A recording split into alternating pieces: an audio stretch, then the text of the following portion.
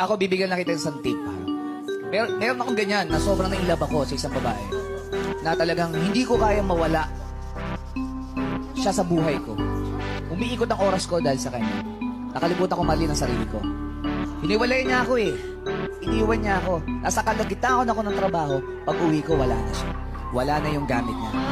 Ang ginawa ko para malimutan siya, tinorture ko yung sarili ko. Torture na ako to kung ano yung pinupuntahan namin. Ano yung paborito naming music. Diba? Kung saan kami kumakain. Kung saan siya nakatira. Kasi ginawa ko yun para yung love ko sa kanya, mas mangibabaw na yung galit. Kasi yung galit, mas madali mo siyang mapatawad. Pero yung love, mahirap mawala. Stage 2 ka. Diba?